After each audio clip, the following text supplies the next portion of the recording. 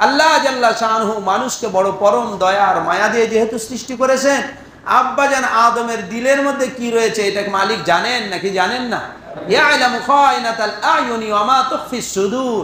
আল্লাহ জাল্লা শানহু বলেন, তোমাদের অন্তরের ব্যক্তি অভিব্যক্তি, অন্তরের মধ্যে যা জল্পনা কল্পনার অতল গহ্বরে থাকে সব আমি রব জানি। কেমন জানি? পয়গম্বর মূসা আলাইহিস সালাতু সালাম কোহে তুরে যখন মাহবুদে মেহেরবানের সাথে কথা বলছিলেন, কথোপকথনের এক পর্যায়ে আল্লাহ জাল্লা শানহু বলেন, ও কালিমুল্লাহ, ডানে তাকাও দেখি।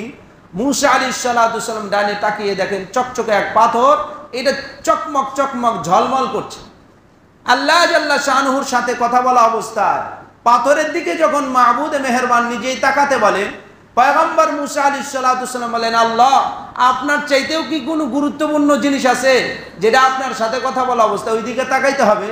আল্লাহ জাল্লা শানহু বলেন, হ্যাঁ, আমাকে তো চিনবে ওইদিকে তাকানোর বরকতেই। পয়গম্বর মূসা আলাইহিস সালাতু সালাম আল্লাহ তাআলার নির্দেশ পাওয়ার পর পাথরের দিকে তাকিয়েছেন। মালিক বলেন, পাথরের দিকে শুধু দেখছেন কেন? দেখেন না আরো কুদরত। বলে, কি করব? বলে, হাতের লাঠি যেটা আছে ওইটা দিয়ে আঘাত করে। পাথরের উপর আঘাত করেছে। আল্লাহ জাল্লা শানহুর নির্দেশ পাওয়ার কারণে লাঠি দিয়ে পাথরে আঘাত করেছে। আমাদের ব্রেন কি বলে? লাঠির আঘাতে পাথর ভাঙে? হ্যাঁ, লাঠি দিয়ে কি পাথর ভাঙা যায়? পাথর ভাঙতে গেলে পাথরের চাইতে শক্তিশালী জমাট বাঁধা কোনো লোহা লাগবে, যেটা দিলে পাথরকে আঘাত করলে পাথর ভাঙবে। কিন্তু নবী মূসা আলাইহিস সালাতু সালামের এই লাঠি যেহেতু মুজিজা, আজ থেকে 3 জুমা আগে আপনাদেরকে এই লাঠির বারাকা সম্বন্ধে 6টি কথা বলেছিলাম।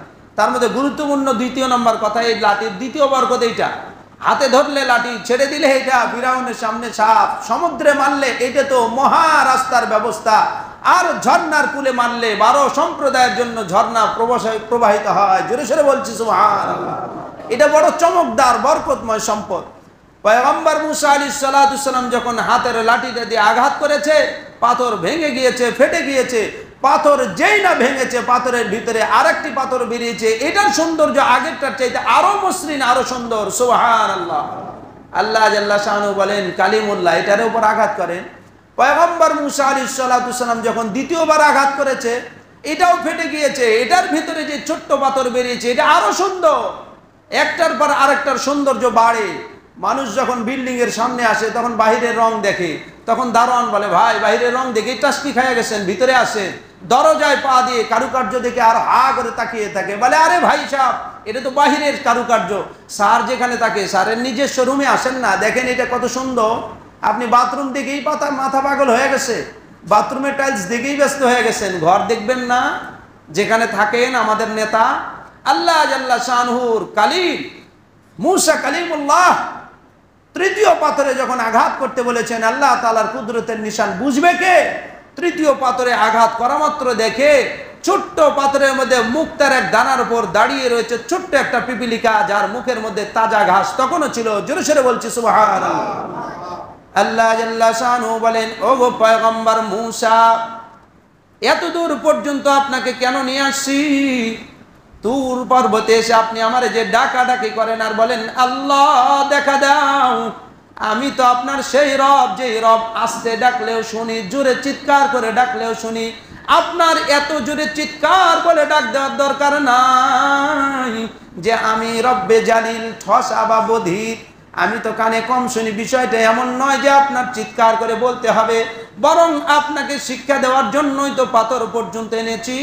এই যে পিপিলিকা তৃতীয় পাথরের মধ্যে থেকে সে যে চলাফেরা করে, তার পায়ের কিলবিল কিলবিল করে এত ছোট ছোট সরু সরু পা দ্বারা যখন সে পিলপিল করে চলে, এক একটা পায়ের কুদরতি আওয়াজ আমি রব্বুল আলামিনের কানে আরশে আজিমে এসে পৌঁছে যায়। আমি যদি পোকার আওয়াজ না শুনতাম, তারে রিজিক দেয় কে? পাথরের ভিতর অক্সিজেন আসার কথা। এই সামান্য ঘর বদ্ধ রয়েছে, এখনই বিদ্যুৎ সংযোগ বিচ্ছিন্ন হোক, দেখেন কিছুক্ষণ পর শুরু হয়ে যাবে, জানলা খোলেন, দরজা খোলেন, এই এটা বান, ওইটা করেন। এত বড় ঘর আপনি আর সহ্য করতে পারবেন না। আল্লাহ জাল্লা শানহু জানেন বাবা আদম কেন তাকায় রয়েছেন, কিন্তু মালিক এটা শুনতে চান। আদম নবী আলাইহিস সালাতু সালাম রব্বে জালিলের কুদরতের চেহারার দিকে তাকিয়ে রয়েছে। আল্লাহ শুধু যে বললেন, ইহবিতু মিনহা জামিআ, শুধু আমরা দলবল নিয়ে নেমে যাব, মালিক আর কিছু করবেন না। আল্লাহ জাল্লা শানহু বান্দার দিলের হালতকে বুঝাবার জন্য বলেন, ফাইম্মা ইয়াতিয়ান্নাকুম মিন্নি হুদা, ওগো আমার পয়গম্বর আদম, আপনি আমার প্রথম সৃষ্টি, আদরের সৃষ্টি। বলেন বাবার বড় বেটা, বাবার কাছে সম্মানে কম না ছোট না বড়?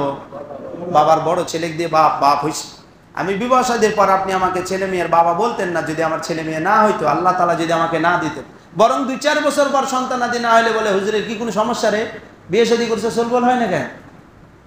আমার বোনের বাড়িতে গেলাম দুইজনে, ভাই কি ব্যাপার বাবাজি, বিয়ে শাদী করছেন, 1 বছর পার হয়ে গেল, এইবার যদি বাড়িতে আসেন টোপলা টাপলি কিছু বেঁধে নিয়ে আসেন, একা একে জানা মেয়েরে নিয়ে আসেন না। আমি বললাম টোপলা টাপলি কি? আমার বোন বলতেছে ওইটা পরে বুঝাবো।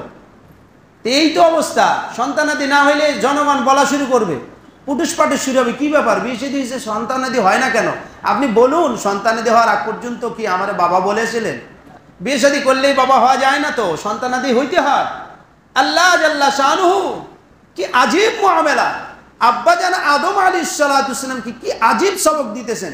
ফাইম্মা ইয়াতিয়ান্নাকুম মিন্নি হুদা, আমার পক্ষ থেকে বিশেষ হেদায়েত নিয়ে আমার প্রেরিত পয়গম্বরেরা যাবে।